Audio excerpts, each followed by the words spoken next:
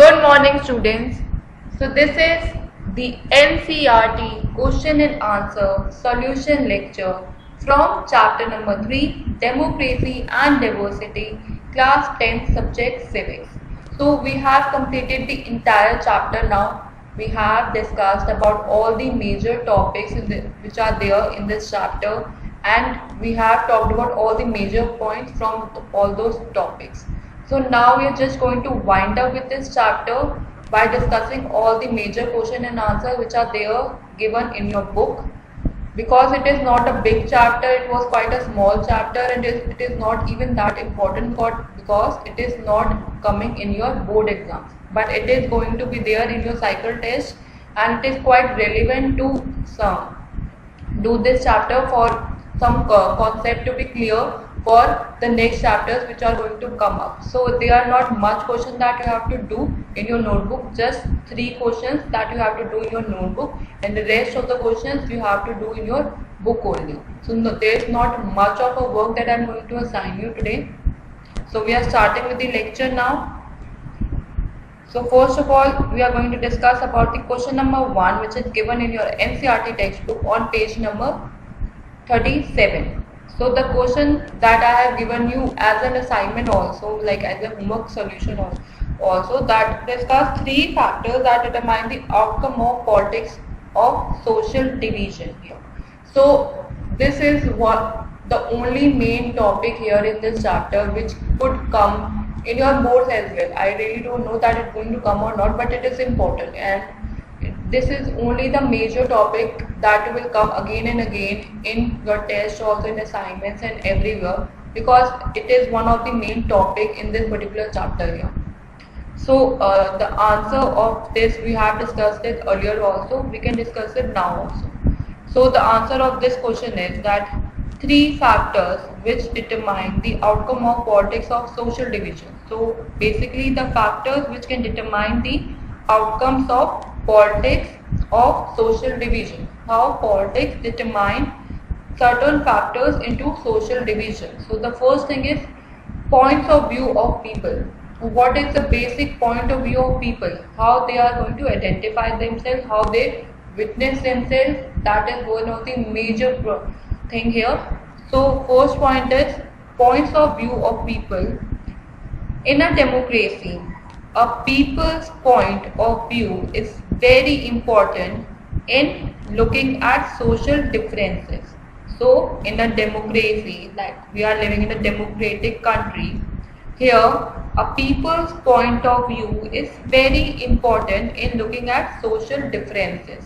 Why? Because if they look at these differences in context of each other, or they see their identities in terms of belonging executively to one social group, this point of view is very difficult to adjust in society. So that all the different social differences come between each other only through their identities. It is only depend on our own belief and our own terms that how we identify ourselves. If we identify ourselves into singular and executive terms, belonging to only one social group, so obviously it is going to create conflicts between each other. So that's what they are saying, that if you see their identities in terms of belonging executively to only one social group, this point of view is very difficult to adjust in society. But if they see their identity as multiple duty and they perceive it as complementary to national identity, then this type of division is not destructive but rather constructive for the society. So if they see their identity not as multiple duty but they perceive it as a complementary to national identity. So we introduce ourselves as Indian, so that would be a better option than to identify ourselves through our communities or our religion. So that can unite and accommodate all the people together easily. So that's what they are saying here. So then this type of division is not destructive but rather constructive for the society. With this, all the weaker section of the society will get representation in our political system, and the outcome depends on how people perceive their identities. So basically you have to write these answers also in points that I have mentioned here, so that would be easy for you to recognize all the points. So with this, what they are saying that all the weaker section also of the society will get a representation in a political system. So there are major communities which are like Dalits and other weaker section of communities that are there in one country. If we are going to identify ourselves with a common identity, like a national identity, they will also get strengthened from it, and they will also get represented in the political system as well. And the outcome depends on how the people perceive their identity. So most important is that it depends on people perspective, that how they are identifying themselves, how they identify their identities. Now the second point here is role of leaders. So the political leaders also play a very important part in this. How? Because the second important factor is the way in which our political leaders raise their demands for the different social groups. So basically the second most important factor here is that the way which our political leaders raise their demands in for the different social groups, it all depends on that. So if few political parties are only engaging with few of the communities and not with others, so it is going to create certain social differences between these groups, and obviously it will lead to much of conflicts in within a country. So if the demands they are raising in a peaceful manner and by giving preference to demand of the other groups, then it will be constructive for the society. So all the demands they are raising in a peaceful manner, not being violent about the other communities and not preferring one over the other, by giving preference to demand of the other groups as well, then it will be constructive for the society. If they take it equally with all the communities, it is going to help them out. But if they are going to prefer one over the other, it is going to create conflicts. But if leaders raise their demands at the cost of the other groups, then the society will move towards conflict here. So if the leaders raise their demand at the cost of the other groups, if they are preferring more one group over the other, then the society will move towards conflict here. So that is the result. If some political leaders are taking the side of only few of the communities and they are degrading the other communities, then it will always create to more of conflicts in one country. So it is easier to accommodate demands that are within the constitutional framework and are not at the cost of another community here. So it is very easy to accommodate the demand that are within the constitutional framework and are not at the cost of any other community. So they should follow all the demands on the basis of the constitutional framework that have been assigned in that country, and they should not be at the cost of any other community here. Now the third point here is the government's reaction. So the government also plays a very important role. How? So the third important factor in this is the reaction of the government towards these demands. So the reaction that have been given to the demands of all the communities here, it depends on that also. So if the government shares power with all the groups, even with the minorities, the social division will be of no threat to the country. So the government is the official one who are going to assign them the powers, what they can do and what they cannot do. So if they are going to share the power with all the groups, even with the minorities also, so if they are sharing with all the communities, the social division will be at no threat because they are giving all the power in an equal manner. But If they try to suppress those demands, then it will only lead to disintegration or separatism. So basically, if they are going to give power only to some communities and not to the minorities or the other communities which are from the weaker section, then what it's going to create? It is only going to create disintegration or separatism in one country. So such attempts at forced integration often saw the seeds of disintegration in one country. So all these things could be one or giving one seed of disintegration in one country if the government gives more power to few of the countries and they are given more rights to them and not much to them. So obviously these differences which are coming between them, it is going to create a lot of differences between the communities. Now, if a democracy political expression of social division is very normal and can be healthy, so the conclusion of this answer is that in a democracy, political expression of social divisions is very normal and can be healthy also. If the expression of various kinds of social divisions in politics often results in their cancelling one another out and thus reducing their intensity.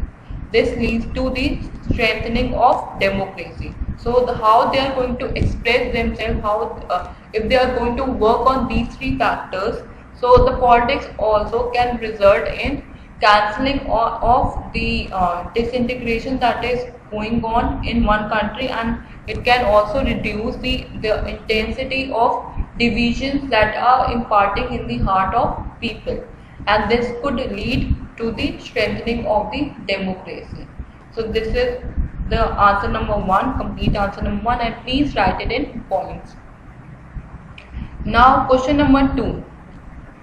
When does a social difference become a social division? So when does a social difference can become a social division here? So the answer of this question is a social difference becomes a social division when it overlaps with some other social differences. So these social differences divide similar people from one another. So how this works? Because a social difference can become a social division when it overlaps with some other social differences, and these social differences can divide similar people from one another also. How? So we are going to add on few examples with it. So for example, black and whites of USA. So we have studied about this also, about the black and white problem that was going on in USA from a long period of time. So the main social difference between them is that they belong to different races. Here the major social difference that have been acquired is that they belong to different races.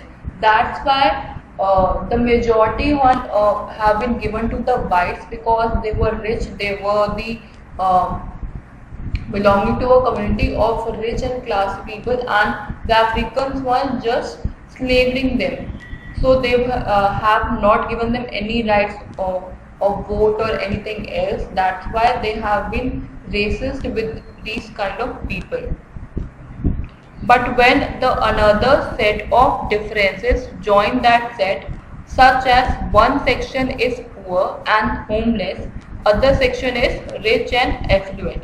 So how the social differences work here, that when we talk about one set of community with another, if one is rich, one have all the rights, one have home, but the other one is homeless, other don't have that much of power, they have not given any rights.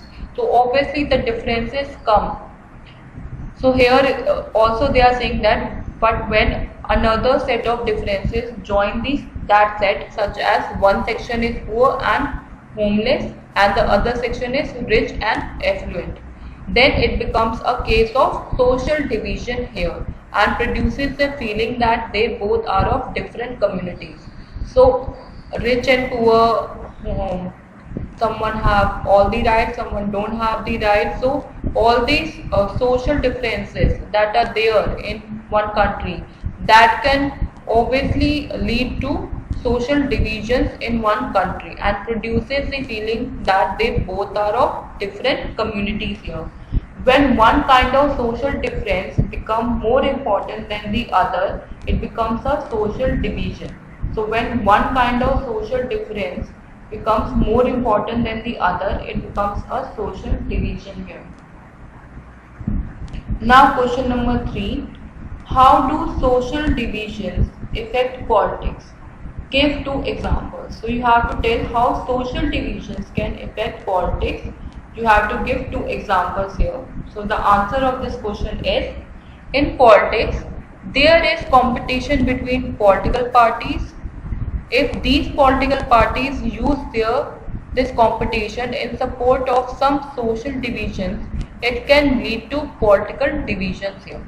So obviously politics is involved everywhere, and when there is competition between these political parties to have their own member in the parliament and in this government section, if these political parties use these kind of competition in support of some social divisions that are going on in one country, it can lead to political divisions, and this can lead to conflict, violence, or even disintegration of a country. So if one political party is in the favor of one community and the other political party in the favor of other community, so obviously these social divisions which are there is going to become the political division, because they are taking the agenda of few of the communities and they are focusing on that, and the other one is focusing on the other. So that is going to create more conflicts, more violence, and disintegration of a country. Now one example is of Northern Ireland, where religious divisions lead to ethno-political conflict here. So there was an example that I have already told you about the Northern Ireland, that there are 2 major sects of Christianity there, which is 53% Protestants and 44% Catholics dominant in that country. So the Catholics wanted Northern Ireland to join the Republic of Ireland, and the Protestants wanted to remain with the UK. So the conflict here was the Catholics wanted Northern Ireland to join the Republic of Ireland, but the Protestants wanted to remain in the UK only. So this led to years of violence in that country, where thousands of people were killed. But only in 1998, peace returned when the UK government and the nationalists reached a peace treaty and stopped all the violence there. So this led to a lot of violence in that country, and thousands of people were also killed. But in 1998, peace was returned when the UK government and the nationalists reached to a peace treaty and stopped all the violence there. Now the second example is of Yugoslavia, so where the political parties refused to accommodate each other. So the second example here is of Yugoslavia, where the political parties refused to accommodate each other. Each ethno-religious group wanted to dominate the other here. The result that came from this is the integration of Yugoslavia into 6 independent countries now, and hence politics and social divisions must not be allowed to mix with each other. So the result that came out from this state, that the integration of Yugoslavia into 6 independent countries, so hence the politics and social divisions must not be allowed to mix together. Now these were the questions that you have to write in your notebook. From here onwards, you just have to do it in your book only, nothing else. We are just going to discuss the answers, that's it. So it is going to you are going to do it in your book only, and I have given you the homework also from this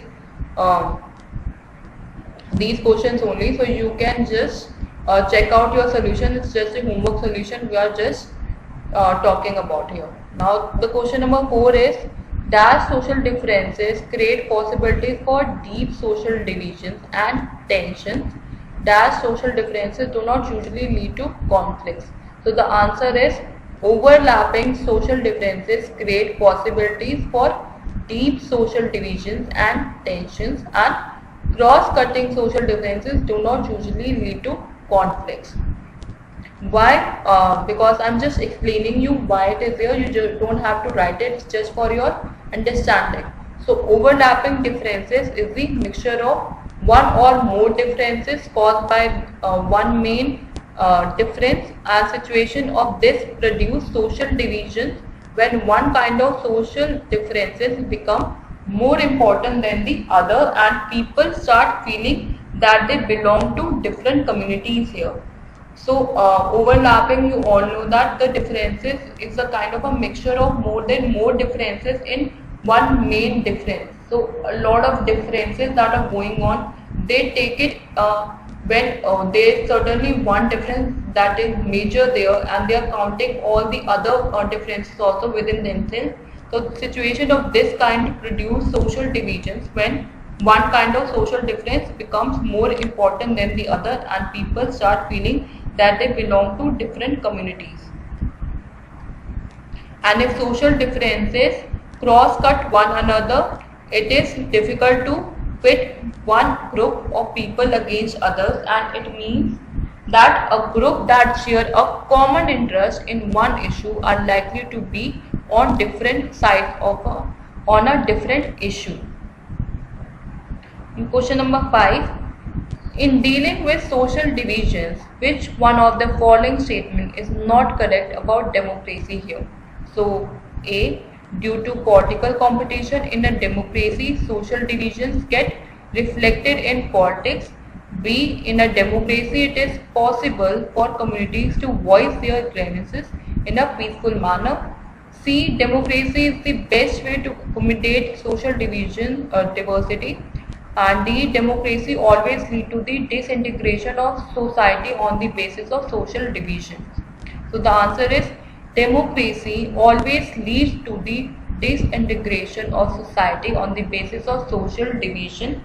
The explanation of this answer is that in a democracy, it is only natural that political parties would talk about divisions and make different promises to different communities, which lead to disintegration of society. So the democracy does not always lead to disintegration of society on the basis of social division, because in a democracy it is only natural that political parties would talk about divisions and make different promises to different communities, which lead to the disintegration of society. Question number 6. Consider the following three statements. So there are three statements that is given. You just have to which of the statement is or are correct. So social divisions take place when social differences overlap. B, it is possible that a person can have multiple identities. C, social divisions exist in only big countries like India. So the answer of this question is B. A and B are the correct statements that are given here. Why? Because the social division of one kind or another exists in most of the countries, not only in India, and it does not matter whether the country is small or big. Question number 7. Arrange the following statements in a logical sequence and select the right answer by using the code given below. So the statements that have been given to you, just have to follow the sequence. Option A, but all political expressions of social divisions need not be always dangerous. B, social divisions of one kind or the other exist in most countries. C, parties try to win political support by appealing to social divisions. D, some social differences may result in social division. So you have to make this statement in a logical sequence. The options have been given to you below, and the answer here is A, D, B, C, A. So you can write the sequence. Some social differences may result in social division. The second statement then come up is social division of one kind or the other exists in most countries. Then C and then A. Now question number 8. Among the following, which country suffered disintegration due to political fights on the basis of religious and ethnic identities? So there are which country has suffered disintegration due to political fights on the basis of religion and ethnic identities? The option has been given to you: Belgium, India, Yugoslavia, and Netherlands. So the answer is Yugoslavia. The explanation: because the political competition along religious ending ethnic lines lead to the disintegration of Yugoslavia into 6 different countries here. Answer number right 9, that you have to read the following passage from a famous speech by Martin Luther King in 1963. Which social division is he talking about and what are his aspirations and anxieties? Do you see a relationship between this speech and the incident in Mexico Olympics mentioned in this chapter? So you don't have to do this also in your notebook. I'm just going to explain it. You just understand this question, that's it. So there was one thing that have been written by him, that I have a dream that my 4 little children will one day live in a nation where they will not be judged by the color of their skin but by the content of their character. Let freedom ring, and when this happens, and when we allow freedom ring, when we let it ring from one village and every hamlet, from every state and every city, we will be able to speed up that day when all of God's children, black men and white men, Jews and Gentiles, Protestants and Catholics, will be able to join hands and sing in the words of the old Negro spiritual, free at last, free at last. Thank God Almighty, we are free at last. I hope, I have a dream that one day this nation will rise up and live out the true meaning of its creed. We hold these truths to be self-evident, that all men are created equal. So he has written this article about the discrimination that was going on in USA, and he want to basically free Africans from all the things that they are going on, and not only Africans, all the other communities also. So the answer here is that there is a mention of racial discrimination in the speech of Martin Luther King in the USA. He is referring to the segregation politics adopted by the whites towards the colored people here. So it's not only about the Africans, all the other communities also that were living in USA, they were also facing this problem, and he wanted to see a world where there has no racial discrimination. So he wanted to see a world there is no racial discrimination. He wanted to see that everyone should be treated as equal, even if he belongs to one religion, caste, race or another. And he wanted a world where all the people should be given equal opportunities to develop, and the economic and social interest of everyone should be respected there. This speech and the incident at the Mexico Olympics are both parts of the civil rights movement, which aimed at abolishing legal racial discrimination against the African American people led by Martin Luther King. This movement practiced the non-violent methods of civil disobedience against racially discriminatory laws and practices. So here was Mahatma Gandhi in India who stood up for us. So there was Martin Luther who have raised his voice against this discrimination, so that people could be free from all these discrimination which is going on there. So he has practiced major non-violent methods of civil disobedience against racially discriminatory laws and practices. So this is whole as a chapter we have completed. We have completed the question answers as well. So there is one assignment that I have always assigning you after completing every chapter. So this is the assignment you have to do as the homework. There are 5 questions that I am giving you assignments. They are not that big. Just do it this assignment in your main notebooks only, and the solution I will let you know on Monday. So question number 1, every social difference does not lead to social division. Same, do you agree with the statement? Justify your answer. Question number 2, what did the black glove and raised clench for fish signify? Why did the two athletes do so? Question number 3, how does overlapping of social differences lead to social division? Why it is easier to accommodate cross-cutting differences than overlapping differences? Question number 4, what were the reasons for conflict in Ireland? How was the problem solved? Question number 5, we have different identities in different contexts. Support this statement with 3 facts. So this is the assignment that I'm going to assign you with this chapter, and I will let you know about the result of the test that I have given you yesterday on Monday itself. The average of the first test that I have taken and the second test yesterday I have taken, the average marks will be calculated. I will let you know what marks you have gained from the average marks that you have accumulated in the test. Then still, if you have any queries from this chapter, you can ask me anytime in the student inquiry section or in the comment section. And many of you are not submitting your homework regularly. Please be regular by submitting your homework. It is for your own good only. It is for your own well-being. And still, if you are not able to access to the website, I can have a in my next lecture I can just let you know how to watch the videos and how to check all the other things. If it is not possible with you, just let me know. We can have a video interaction as well if you want to have with me. That can also be done if you have there's one app I will let you know from where we can have the video lecture session as well if you wanted to have. Thank you so much class. This is whole as a lecture.